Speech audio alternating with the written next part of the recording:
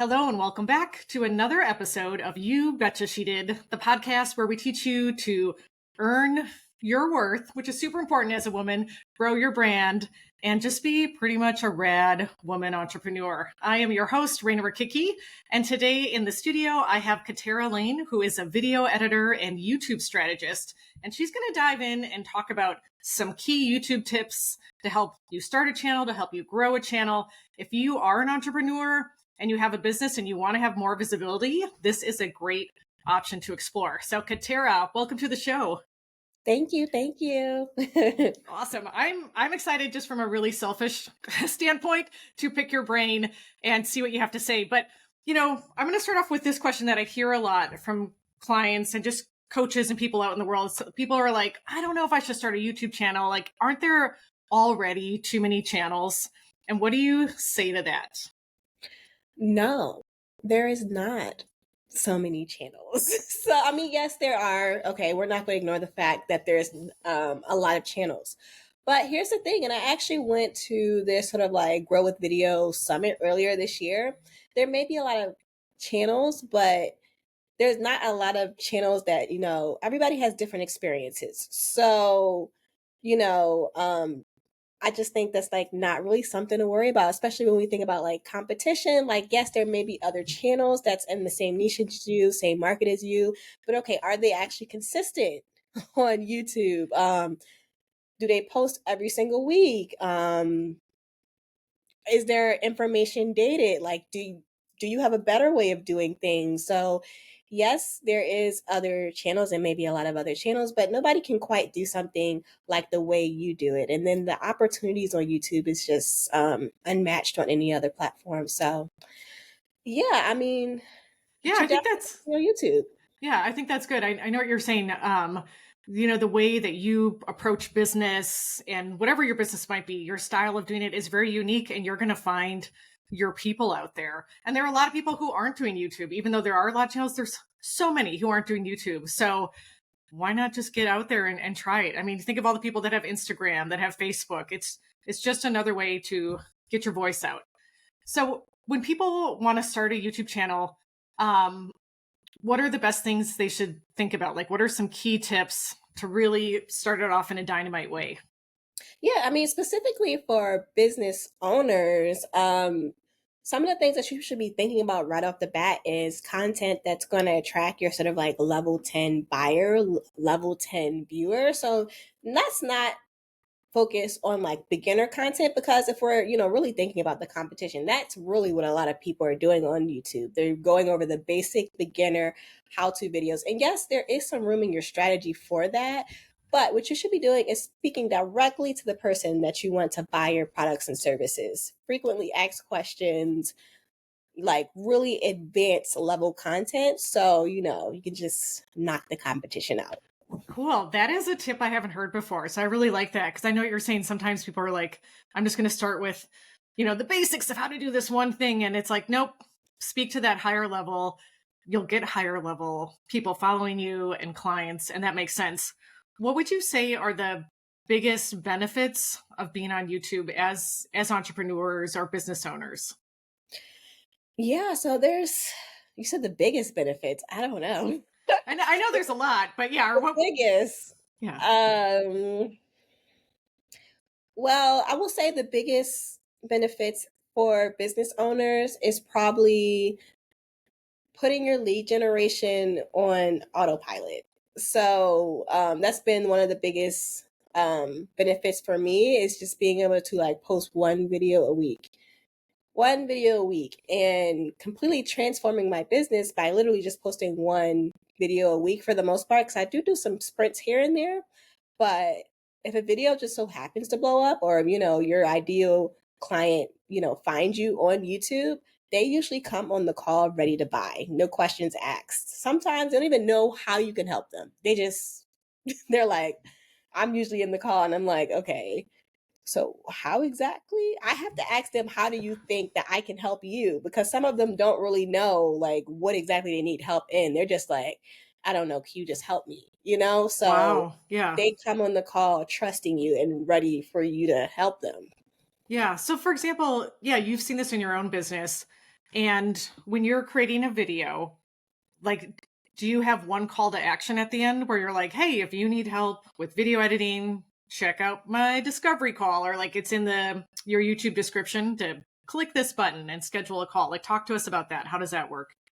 Yeah, quite literally. Just at the end of the video, just be like, if you need help with this, or if you want to join my membership, the link is down below in the description box. And then also adding a few subtle, call to actions, or like mentions of like maybe like your other lead magnets, smaller ticket items in the middle or like the beginning of the video. So let's say you're just talking about something, you're like, okay, just a reminder, I do have a lead, not a lead magnet, but I have like a digital download that you can have that has this whole checklist, by the way, and then continue saying what you were going to say.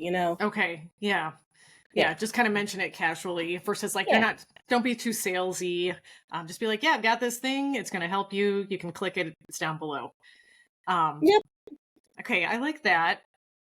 Is there, thinking about making videos, like, is there an ideal length for a YouTube video? Or does it really vary on your audience? Like, some audiences it's 30 minutes, other ones like 5 minutes is great. What's your thoughts? Yeah, I mean, I don't think there's really an ideal length. I think your ideal length is however long it takes you to get the point across. So for me in my industry, you might find anywhere from 3-minute videos all the way up to an hour video. I mean, hour minutes. I mean, I think your audience kind of gets used to your cadence, and how you sort of like speak and how long you speak. So, for example, with me, my videos are pretty short, sweet, and to the point, I like to think. So, that's something my audience usually comments on. They're like, I love how short this was. I love how sort of like straight to the point this was. Of course, I wish I could talk for longer, but it just doesn't happen. But, Yeah. they love it. So it's okay. Awesome. So, yeah, just another thing I'm thinking about too, when people start a YouTube channel, they often are like, okay, I want to start monetizing it. And that's when you need, at least 1,000 subscribers and 4,000 watch hours. But have you found that people can really start to generate business for their business even before that? Like, you don't even have to go the YouTube monetization route to have your channel work for you. Would you say that's true? And what are your thoughts on that? Yes. So, as a business owner, we actually come to the platform with leverage and with something to actually sell. So, as business owners, I don't even think you should be worried about monetization. I mean, if you want to get monetized, that's cool, but you're a business owner. If you're not getting the amount of leads that you want, if you're not generating the amount of revenue that you want, then your focus should be on selling those products and services first. I know for me, within the first 6 months of being on YouTube, and probably the first 6 to 8 months, I had generated 5 figures on YouTube under Wow. like 2,000 subscribers. So, and I Yeah. wasn't monetized yet. I got monetized a year in, but before I got monetized, I generated 5 figures on YouTube in business. So it's like, worry about your service and products first, and then the monetization part will come eventually. Yeah, I love that. I mean, that's kind of, I'm a podcast growth coach. So I kind of do the same thing with podcasts. Like, if people are growing a podcast for their business, it's like, don't worry about trying to get sponsors and whatnot. Just use it for lead generation to get clients to you, to get speaking gigs. And it works. So I can definitely see how there's like parallels, between these Yeah. two. And it's like, people, they kind of think about partnerships and stuff like that, but no one's gonna, like, they're not gonna want to come to you if you don't have an audience yet. So Yes. as you build your audience, you're promoting your services, you're promoting maybe affiliate links and stuff like Yeah. that.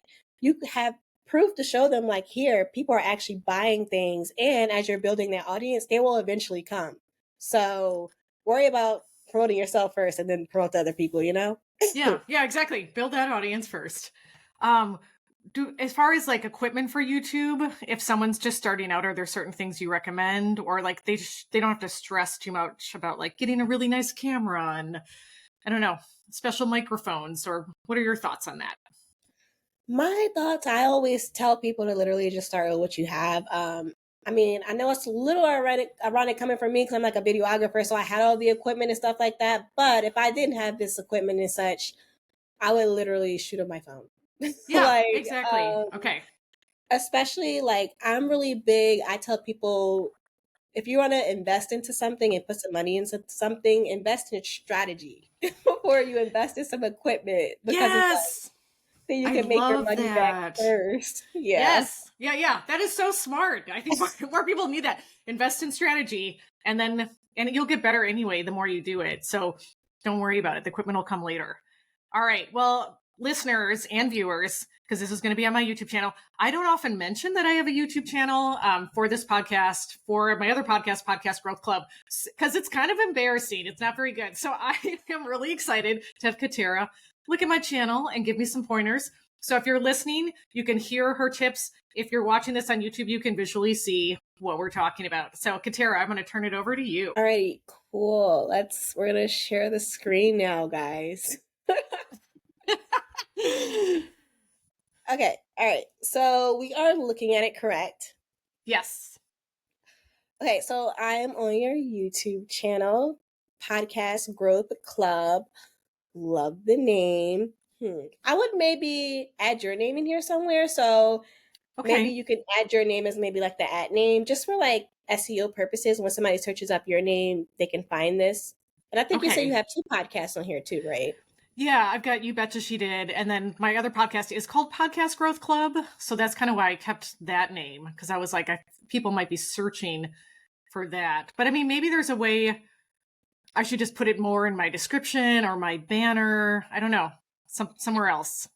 Yeah, honestly, I just turn this into like, especially if you're going to be like doing other things besides like podcasting, I turn this into a personal brand channel. So like just your name. Okay. And then we have the podcast section right here. You can actually split the 2 podcasts. Well, this says Okay. 1 podcast. So you have the one right here, but I know you mentioned you had 2. So you could Yeah. put both of these podcasts in this podcast section and just have it as like a personal brand channel. And it still Okay. counts as SEO, you know? Yeah, I like that. So would I, at the at part, then I would say Rayna Rokicki, but I wouldn't keep the title Podcast Growth Club above that. That's in the darker bold heading, or I don't know. Does that make sense? Or would I keep Podcast Growth Club? I mean, yeah, you could change both of them to like your name. Okay. Yeah. And then you could put Podcast Growth Club and other podcast name like in the description. Yeah. Okay. That makes sense. And I could even put, 2 little images of each podcast up at the top at the banner. So people are like, oh, it's this one and this one. Like, this makes sense. Okay. Yeah, there's a really good channel. He's like a podcast. Crap, I forgot his name. David Shantz. He has like 4 different types of podcasts on his channel. I think he's also like a podcast channel, but he like specializes in podcasts and stuff. So like take a look at his channel because he has like multiple podcasts under one channel. Okay. That makes sense. Yeah, and so we have the links. Yeah. I feel like if you have more links, put them there. Okay. Yeah, like should I put a discovery call? Something like that, a Yeah, calendar link? Okay. So add a calendar link. I like add that. a calendar link. So like book a free call or, want to get Yeah. advice on your podcast, something like that. So they know to Yeah. go directly to it. I like to say that, you don't want to make it hard for people to try to pay you. Yeah, that's good advice. Yeah, and I've got like 2 freebies, 2 lead magnets. I was like, I should probably have those on there too. Yes, you should definitely have those, at least one of them in there. Okay. Playlist. Your playlist is actually really good. They're nice and organized. So now what we're going to want to do is, and you actually kind of already did this, but basically pinning Pin. the different Okay. playlists to your homepage. Okay. I like to call it sort of like a landing page for YouTube, sort of like a sales page Yeah, when you I have like like that. the different funnels on your actual homepage. So when you go into the YouTube studio and then you go into edit playlist, there's like a little pin function you can use. Is that how that works, or for the most part?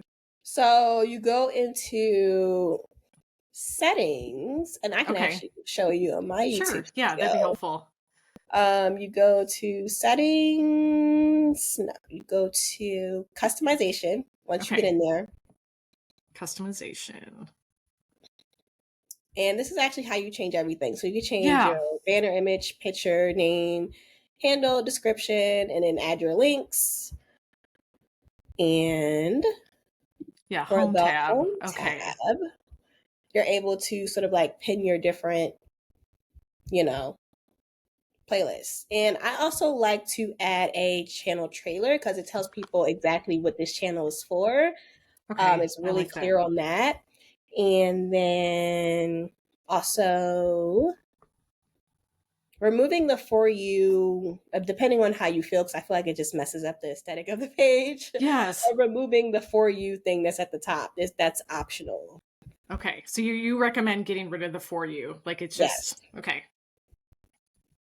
And I think that's a playlist that you can add and remove. If Okay. you do like add section, yeah, you can remove it. So if it's there, you'll be able to press the three dots and remove playlist or whatever. Okay. And then I wanted to check one more thing on your page, which is your description. Okay, looks like you have your links, but it seems like you only really have the links to your social media page and your website. So Yeah. so what I like to do is do like literally individual links for all offers. So, and I know some people don't really add like a lot of links to the description box, but Welcome. I literally like to add Welcome. most of my links in here. So like my YouTube services, want to work Yeah. with me. So you're not even doing like a big description. Well, this is your welcome video, but it's more just like, don't worry. Do you even worry a lot about the description, or like, here's just all my links? Yeah, so I will repurpose my description for my script. So I literally just do like maybe like the first part of my today I'm talking about, and then I'll do like go over a few pointers, and then maybe also put the chapters of the video. Yeah. But I like to literally separate each link. Okay, I like that. It's very user friendly. I mean, it looks visually nice too when it's separated.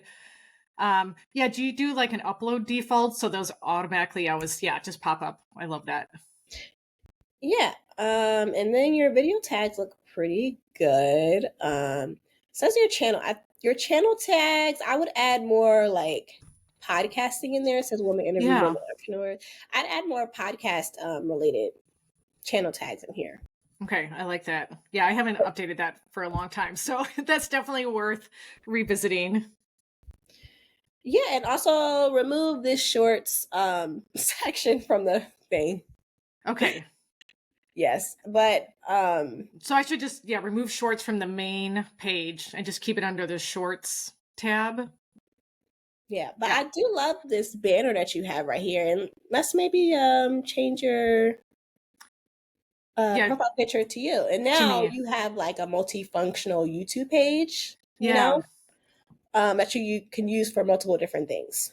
I like that because I've always kind of teeter-tottered on that back and forth. It's like, oh, am I using this YouTube channel for, you betcha she did. Am I using it for my podcast stuff? And I feel like I had to be one or the other, but I like the whole suggestion of like, it's just my page and I have many things and you can find them all here. So that solves that problem. Yeah. Okay, so I'm going to stop sharing now, but that is about all the tips that I have for you. Great. That's awesome.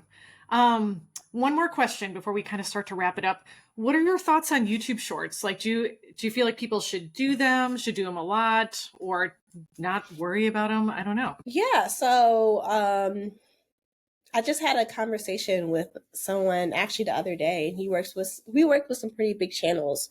So the Think Media channel and I love Think Media. Yeah, they're great. The Social Proof channel. He's worked with both of those channels, and he said that shorts will literally kill your channel. If you are a long form creator and you create mostly long form clip videos, then don't worry about shorts. Just because when you put shorts on your channel, it's attracting two separate audiences. It totally is true. Yeah. It's attracting like the long form audience, and it's also attracting the short audience. So that means you're going to have to create content for two separate audiences. So although it may grow your subscriber count fast, it doesn't really matter if they won't convert over to the long form and actually buy anything. So if you're a business owner, I don't think you should really worry about that unless you're just a shorts only creator. And if you do have a lot of shorts, maybe make a, a You can sub like, channel yeah, I like for that, a sub like channel. podcast clips. So your podcast clips, that's a different Yeah. channel. So, yeah. Okay, I like that. Yeah, I know. I'd heard that a little bit before. Like if one of your shorts goes viral and then you get all these subscribers, but they're not the subscribers you actually want, then you didn't really do anything good for your channel. Yeah. So, Catara, if people want to work with you, tell us a little bit about your services and how they can get in touch with you. Yeah, so I have a few different services. So one is a membership.